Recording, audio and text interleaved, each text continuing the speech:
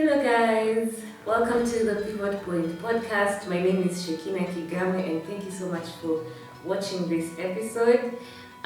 This is a place where we talk about stories of transformation, of change and growth, and we help one another to navigate seasons of change. And so I've been bringing different guests. Today I have one of my friends. Let him introduce himself in a little bit.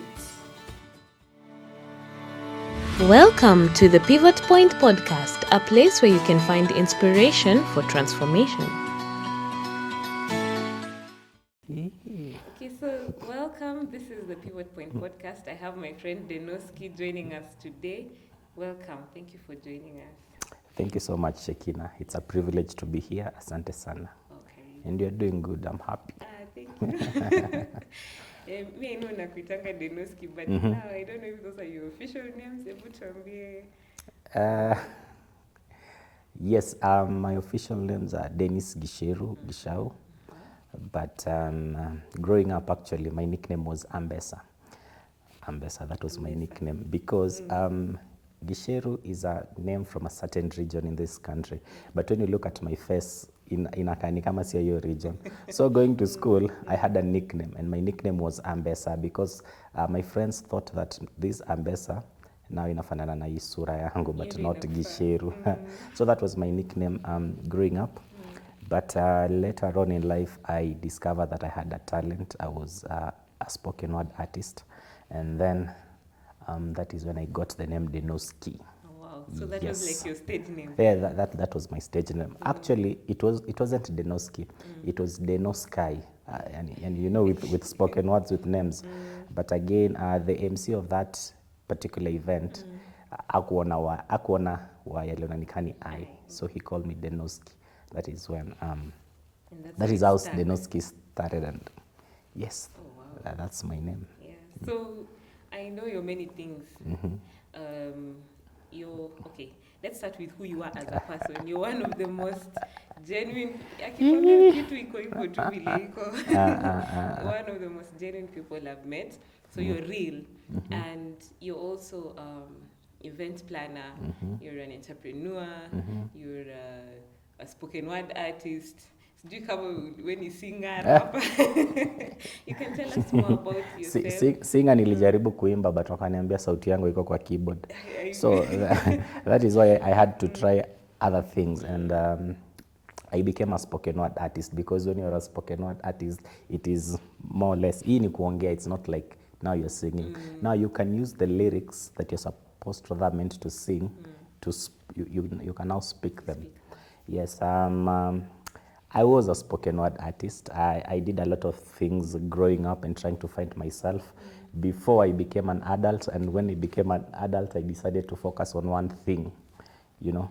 Nilisikiza motivational speakers wengi wakaniambia ukikuwa na different focus you will miss the goal. So just focus on one thing and then you'll get the goal. So that is when I had now to put my focus, rather my energy, on events planning. I run an events company. It's called Tarajiwa Events. We do a couple of things, from planning events, organizing, doing deco. Watu wako wanatuitanga mutia tegoreta. So we do decoration and stuff like that. So that is mainly what I do. But growing up, I used to do a lot of things before finding my foot. Finding your place, finding who you are. Yes. Yeah. We used to call you mtu wa vitamba. Yeah, that's another name. Yeah, wengine waniita mutia vitamba. So yes. Well, because this is the Pivot Point podcast, I've seen you change and transform, and we got a chance to share. We've known each other for some time now, and we got a chance to share a little bit about your past and where you began in the events industry, and now you're here. It's amazing to watch. It's amazing to see. Yeah, sure. And I think that's something that's really inspirational to people who would hear your story. So are you able to tell us how you found yourself in this events thing? Because that must be a pivot point if it was not what you were doing before. Yes, but I'm afraid, do you have time? Yeah, we have time.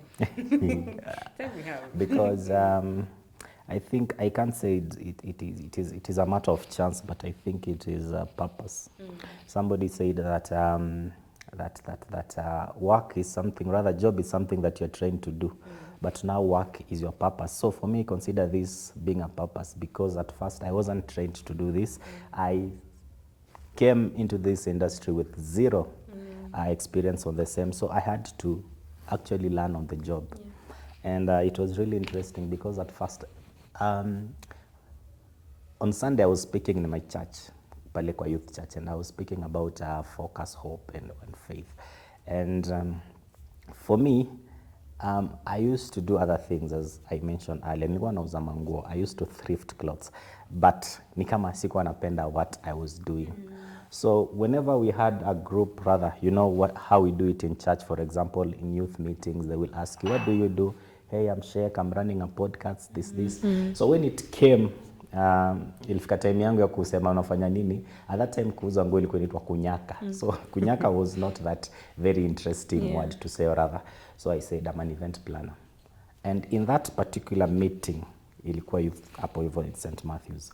In that particular meeting, we had a friend of mine, mwenye dada yake alikuwa na event coming up.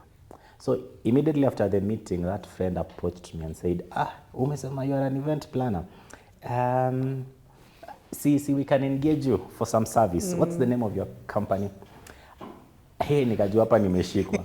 And that particular time, there was a certain series ilikuwa inaitwanga Empire.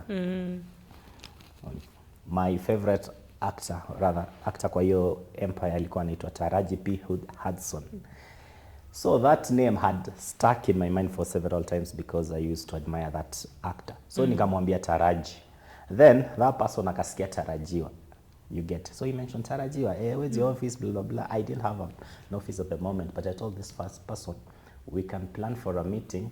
We meet and then we discuss matters event. I was just trying to dismiss this person. And then alikuwa consistent sana. A week later, she called me. But because nilikuwa nimeshadanganyana, so I had to do something so that isikuwe ni uongo. So I went in town, look for friends. When wanafanya events, I met a guy. I really respect that guy, because that is the guy who gave me a platform, rather ni mtu alinipatia job ya kwanza. That guy is called Richie Tamasha. Company yake ilikuwa inaitwa Tamasha Events. So I explained to him the entire story, and that guy told me, it's very easy. You will use my office. At that time, we didn't have smartphones. I will give you a photo album, give the client, aangalie picha ile atapenda, then we give a quotation. So we did that. The client akaona picha akapenda, akasema, I think I will work with you. He paid a deposit. I took that money to Richie. And then Richie was very good and very perfect at his job. So after hapo akafanya kazi poa. And now after that job, referrals started coming, because it was our church in ACK St. Matthews. So watu walikuwa wakimuuliza, who did your event? Dennis Watarajiwa. Who did your event? Dennis Watarajiwa. And that is how I found myself now doing events. Yep. So that's how you started Tarajiwa events. Yes. I used to work with Richie, but now I had a name without yani I had a name and confidence. Hiyo ndio kitu nilikuwa nayo. So Tarajiwa, then that is how I started now doing events officially. Wow. Okay, you've talked about you are selling nguo za mtumba, and somebody who is watching might be selling that's the job that they do. So for you, do you feel, were you embarrassed to say that that's the job that you're doing? I wasn't embarrassed, but unajua kila mtu anakuanga na ile kitu enye I talked about work and job. So for me, kila mtu anakuanga na ile something that akifanya na get fulfillment. So it's not a bad job, but kwangu sikuwa na get fulfillment doing this, even though I used to get some money from that particular business, but I didn't get that fulfillment. So my fulfillment was in the events industry. I could do anything, even at no cost. Hata ile naweza fanya free and what have you, I used to do that. So my fulfillment was coming from that. Yeah, was coming from there. Okay. Yeah, that's good to know. So, okay. This is one of the biggest pivot points for you. Turning around now, you umeacha hii kazi, then now you're going to events. What about the spoken word? Because that was something that you were also doing at the time. Is it something that you left behind, or it's something that you continued with? I think spoken word was was like my first love, rather the first thing that I did immediately after school. And spoken word is something that introduced me to the world. Spoken word is something that introduced me even to church. And some of us, we used to do those events, and we could not get a place where tungepatiwa platform ya kufanya those particular events. So the church was very gracious, and the church gave us a platform to do spoken word. So watu walikuwa walinijua through that particular platform. Even the church mali naenda right now, the church knew me through the spoken word platform. The guy who taught me events, that Richie Tamasha, tulijuana through spoken word events. So spoken word ilikuwa kitu ya kwanza yenye nilianza kufanya. Ndo nika get friends and what have you, and even the church. So if I think you know spoken word, it's very different with music. For example, when you call a musician here na umwambie hey, ni aje si utuimbie, or rather you call him for a show, ataimba tu ile wimbo alikonga amerecord and stuff like that. But now for spoken word it's different. Huwezi kuja ufanye kitu ulifanya jana. You need to be creative each and every day. We used to say that creativity yetu tunaifuata kwa God, because pia God alikuwa creative. Imagine vile alicreate Eve. So spoken word is something that lazima ungekuwa creative at that particular time. So unajua vile now job ikakuja and everything, I think ni ile sikupata ile time ya ku continue to write. But that particular time kitambo before job, we had all the time. Is it na content ilikuwa kila time. Is it something that you would want to continue with? It's not that niliwacha, it's only that Seti niliwacha, it's only that tuseme sijaeka focus yangu more on that. But again, I meet people, and then watu wengi wanakuja through that particular platform. So ukikutana na mtu anakuambia hey, si tufanye spoken word leo, hata nikiingia hapa leo liniuliza kama naweza fanya moja. So yes, every time I get that a lot, that hey, si tufanye moja, si tufanye mbili. So I think it's a talent that is still inborn. I can attest to that, because even I had an event some few years back, and you performed there. Yes, you did it well. I've seen your talent, and I've seen even in your event planning, you do your work really well. So for those who are watching, he is somebody you can call for events and all that. But you're talking a lot about God and church. Can you tell us more about your spirituality? Because this is a faith-based podcast. I want us to talk about God and how central he is to your life. If he's the one behind your transformation, or how does that come into play? Interesting. Yani Mungu anasaidia, that is the slogan. I think growing up, and even now, my dad ni mzee wa kanisa, my mom ni mama wa kanisa. So I think growing up nilipata hiyo foundation ya Christianity. And perhaps ukifika pale in your teens life, rather ama umeweza kwa mkubwa kidogo, you try to go out of the walk of faith. But again, spoken word, yani unaona kama ile story ya naitwaje, ile story ya alimezwa na samaki naitwa Jonah. ile story ya Jonah. That ilifika time now growing up in this life ya Christianity, kafika time nikaanza kufanya my own things. But again, wakati nilikuwa nafanya my own things, I became a musician and an artist. So just back to the story, kukuwa musician na artist kwa ipata any platform that I can now perform. So the only platform that was available is church. Unaona vile Mungu anarudisha watu kijaribu kwenda astray. So the only platform that was available was church.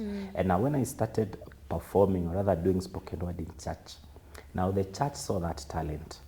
And then my pastor gave me a responsibility, because unapata most young people wakati wanakosa this responsibility ndio unapata nawe. So he gave me a very big responsibility to be the leader of the youths in that particular church.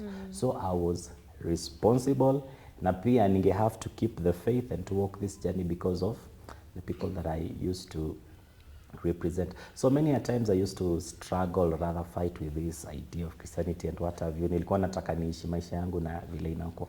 But again, God used to bring opportunities. God used to bring things that will return me to the walk of faith. And me, hata juzi I was having a conversation with somebody na nikamwambia, everything enye nafanya right now at this particular time ni because ilitoka from church. Most of my friends, let's say 90 or 95% are from this certain setup from church. The work that I do, ilianza nikisema tarajiwa ilianza from this platform ya kanisa where we got to share na youth. That is when I started tarajiwa. The spoken word from tarajiwa, almost everything I can just attribute to God. Yani imekuwa ni God all through from 1990 something to 2024. Yeah. I like how it shows that God is the center God is the center of everything that you are. Center, yeah. I've experienced that before. God just works in yani Let me in tell a you, weird let way. me tell you a story. Ilikuja hii time ya COVID and then things happened during that particular time. So 2020 hatukuwa yenda kanisa, hakukuwa na kanisa, sindio? And then came 2021, I think most of us Christian tulikuwa tushazoea ile church at home and what have you, so bado hatukukuwa na that energy to go back to church. And for me, going into 2020, I was hurt somewhere else. And nilikuwa na so much hate to the church. You see that the devil was the devil attacked that particular side. He attacked love. Na nikaona kama hii church imeni hurt sana. And now that 2020 sikuenda church, nikasema 2021 now I think no one will ask me because 1 year nimekuwa out of church. Then one day around mid of 2021 I decided to go to church nione tu vile vitu inaenda.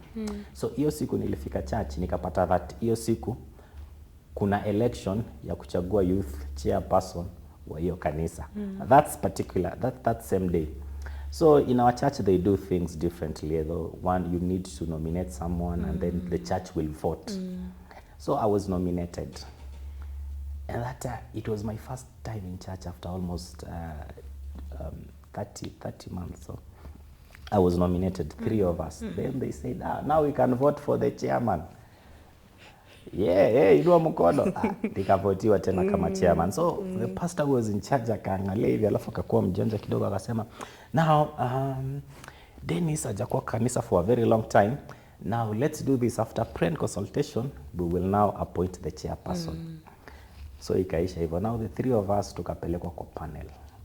Tukaulizwa maswali. So mimi nikienda kwa ile panel, nilienda kwa ile panel kama mtu mwenye alikuwa hurt before. So I came here to speak the truth and to be real and to tell them what they need to do so that for the benefit of the kingdom. Now after that particular meeting, the pastor in charge was like, I like that man. I like the idea. Can you now bring those ideas to the church? Then that is again how I was appointed back to ministry. Unaona vile God huwa anawaka. Hakuna vile samaki kama mtu yake anaweza toroka wapi. He will do everything to make sure that you are here. And to serve him. Well, okay. I think I've experienced it a little bit differently in that sometimes God will leave you to try your own thing because we want to try our own thing so that you say, yes God, I've seen your plan and you've told me your plan, but sioni acha nijaribu yangu kidogo then. So it's like he'll leave you to go test how it is, and then at the end of the day you will still find that his plan was better, his way was better. So I found myself in that position where I experienced how it is to be separated from God. Just like maybe you were not going to church for that period, but maybe you're still communicating and you're still in communion with God. For me, I walked away completely. Nikasema hata mambo staki nini. So I experienced what it's like to completely have God, like you're not feeling that connection with him. And until a point where sasa nika feel, I went down to my knees, everything has fallen apart, everything has broken. I told God, now it's you to get me out of this situation. If you don't, sina otherwise. And still, even at that point, he came for me. So it's like God, no matter where you're at, he's still holding on to you. He's still, even if you let go, he's still clinging on to you. Kama tu Jonah. He wouldn't let him, he just brought him back. So that's a beautiful way to look at it. And I think a lot of people go through that. People experience God in different ways. But at the end of the day, God will not let you go. He'll leave the 99 to come and look for you because you're his. Maybe you belong to him. And so that's really encouraging. Well, okay. That's all about God and your journey into becoming now who you are. What can you tell us about how you grew up and how it has affected who you are today? Affected who I am today. Very interesting. I think kama we ni rafiki yangu, you'll realize that I love making jokes a lot. I love banter. I love those kind of things. And looking back, growing up, like my environment where I grew up ilichangia sana to some of the things that I do. And you find that sometimes I go overboard with my jokes. Shit, mimi I lose relationship with your jokes, you get. That sometimes I can just make jokes, but I don't understand that these jokes is affect the other person, you get. But for me, it's because of my upbringing. And hiyo kitu nimekuja kuilearn after certain times. And mi na wewe tuko in a certain group where I do those a lot. I do banters a lot. And most people have come to my inbox and say, hey, bro, that was really mean. But by the time I was doing that, I was like, hey, it's fine. So now, my growing up, rather, my upbringing, I grew up in a place called Mwanzo, ama Kambi Karatasi. Now, for you to survive in that particular environment, lazima ungekuwa unajua vitu tatu. Lazima ungekuwa unajua maybe football, ama unajua kupigana, unaweza jidefend, ama unajua mchongoano. Those things will make you stand out so that in that particular setup haungekuwa bullied. So ule mtu alikuwa anajua ball, he will be considered a hero. Ule mtu anajua kufight, we will all fear him. Na ule mtu anajua mchongoano, you know that I might, bully him and he will, come back to this. So for me, growing up, I was like a very weak child. Nilikuwa nimekula ugali kila siku, so sikuwa na I was a very weak child. And then football, mguu zangu zote ni za left, so I could not play well. So I think I had to learn this, or rather I had to develop this defensive mechanism. And mine was, ukinikujia, I'll just say a word that, and people will, gather around me, wasikize mchongoano, wasikize jokes and stuff like that. So growing up, it actually became a part of me. And sort of like a defensive mechanism. So sometimes I say things that mimi kwangu naona ziko sawa, but they end up hurting people. They end up hurting my friends. They end up hurting. Sometimes I found even myself making jokes at, we're having a discussion with a client, and then I make a certain joke. That is one. Hiyo kitu imeattribute sana in this. Number 2 was about it was now the place that we came from. Most people wenye walikuwa wame make it in life walikuwa in the field of in the creative space. So growing up, ile exposure tulipata kama watoto, or rather wale role models wenye tuliona kama watoto, sisi hatuku grow up tukiona sijui this one is a doctor, this one is a lawyer. No, hawako in that environment. So we could see creatives. People who are singers, people who are, DJs and doing sort of that. That is why I think ili work so much on me going on the creative space, because sikuwa exposed to this other side of life. Yes. And now that tumekuwa hivyo wakubwa na tumerealize, we have even tried to do that with a couple of my friends, to at least now tuna visit that place and take those children from that particular environment so that they can come and see that kuna kuangana watu wengine apart from musicians, artists. Not that I'm saying those people are bad, rather just so that the children will have another perspective of life. That's so interesting. Even how God is just an interesting God. He'll pick that thing which maybe unaona ni mbaya and use it to make you who you are. So you learned those mchongoanos, you learned how it, and now probably that's how God is using it to bring other people to know him, to bring to bring your creativity out of you, and you never know where it will lead you. So our childhood affects who we are, but God has a way of bringing everything round. Inakuja to full circle. So now looking at in terms of ministry, you've been very involved in the a fleo and street worship, how does that affect the people who you relate with? Because you relate with those who are born again and those who are also not born again. How are you able to balance, or how are you able to live authentically in that space? I think being involved in ministry so much, sana, especially in a flow. I've been in a flow for now 8 years, and ministry in my church leadership for around 10 years. And on the other side of it, pia imenisaidia on my walk of salvation, that there are things that I can't do. There are places that I can't visit. And we normally say that Eldoret is such a small town. So sometimes you might, the story that we had earlier on, unaweza taka kufanya things, but again, you remember that I represent a certain I represent this, and these are my stands, the things that I cannot do beyond this. So imenisaidia sana actually on my salvation, to keep that faith. On the other side, people that we relate with, one thing by the sheikhs is that I'm an introvert. I am an introvert. So most of my friends, all of those people that we engage, we do this mostly online. But on a one-on-one, hivi imekuwa ni ngumu sana. I wouldn't think that you're an introvert. I am an introvert. Hata nikitoka hapa naenda tu kwa nyumba. So sometimes pia hiyo imenisaidia sana. Na pia most of these guys wakati tunakutana nao, most of my friends, they consider me being a person of the faith. They consider, and they actually respect that. So, and hata sijui vile God hufanyanga hizi vitu. Kuna place nilikuwa nikiishi, it's a new place nilikuwa nimehamia and stuff like that.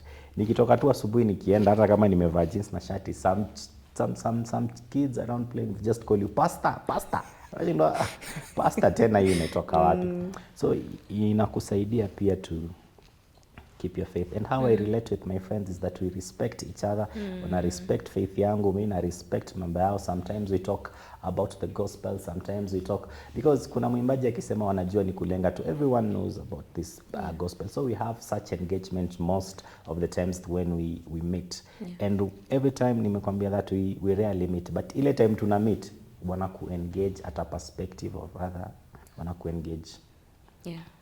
They know who you are. They know who you are, so hawawezi ku-engage beyond your beliefs. That's great.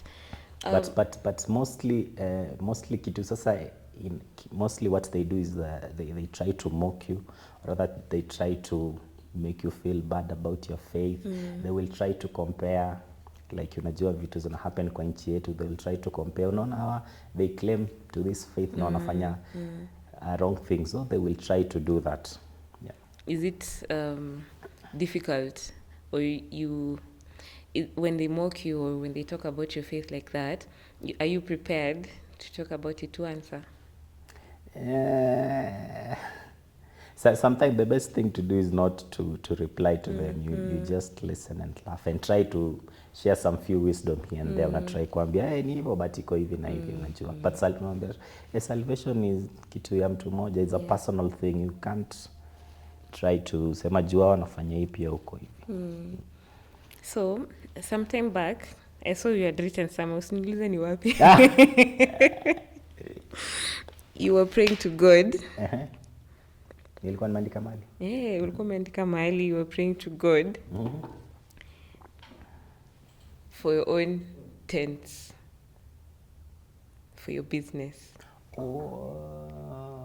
Unajua ni wapi ulikuwa?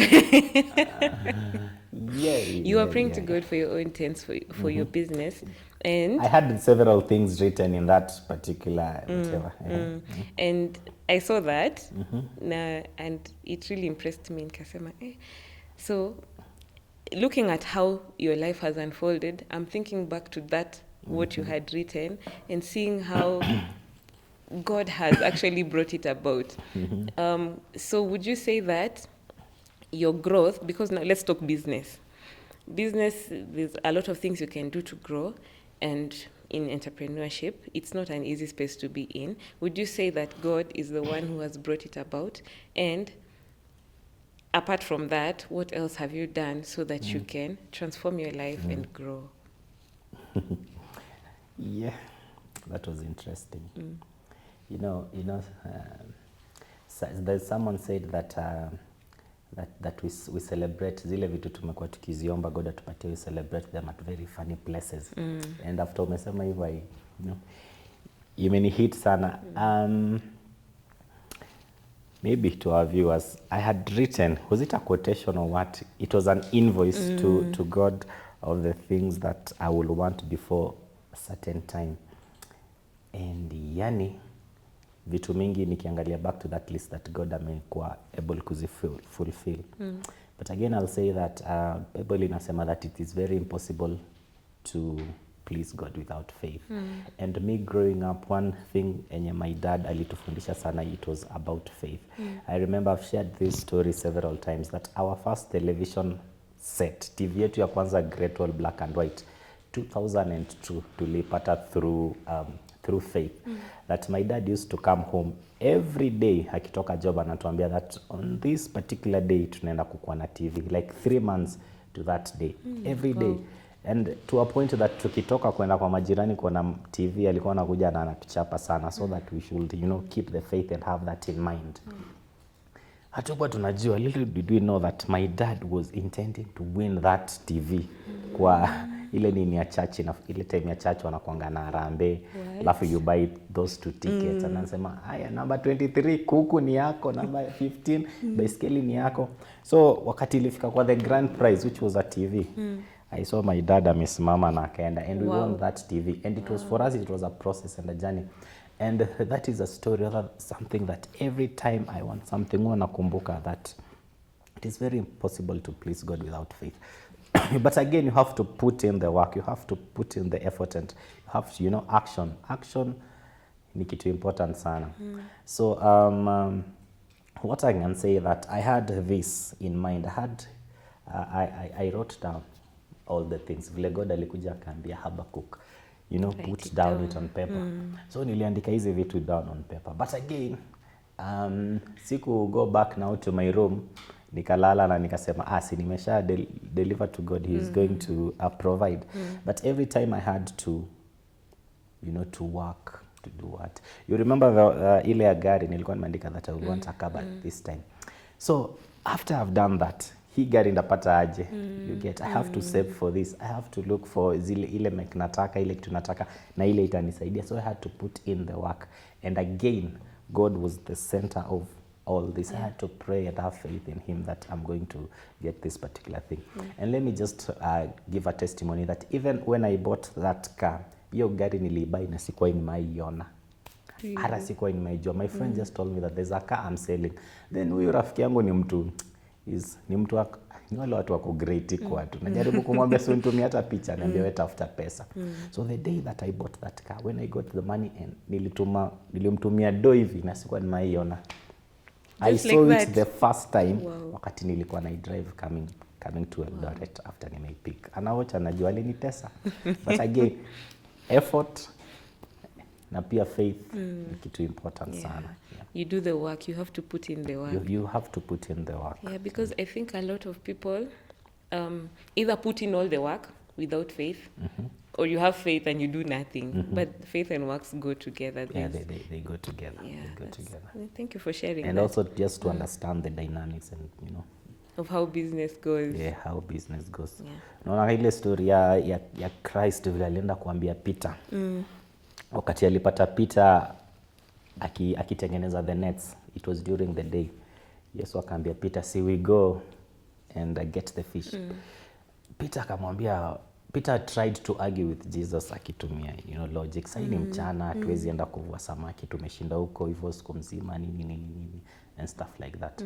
But again, ile faith yenye alikuwa nayo, because ameona Christ akifanya hizi vitu ilimfanya aende kwa maji na prepare the nets to get this. So sometimes yes, you have to believe and appear weke the work and understand the dynamics.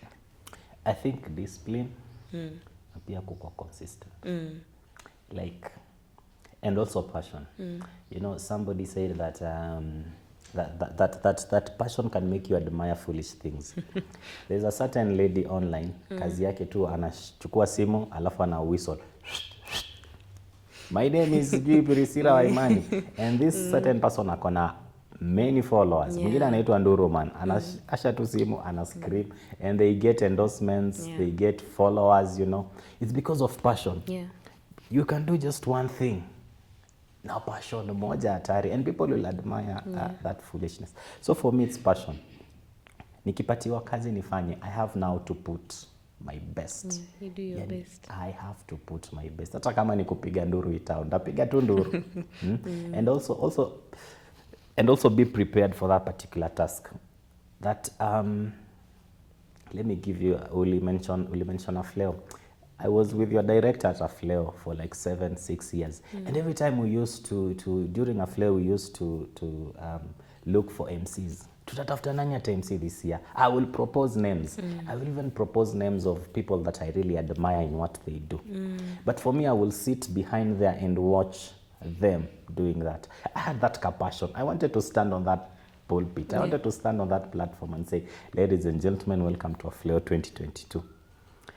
But again, I had to admit and follow the process that now I think I don't have the capacity. I am not that confident enough to stand there. So I used to, you know, hey, this year let's get this, this year let's get this, let's get this.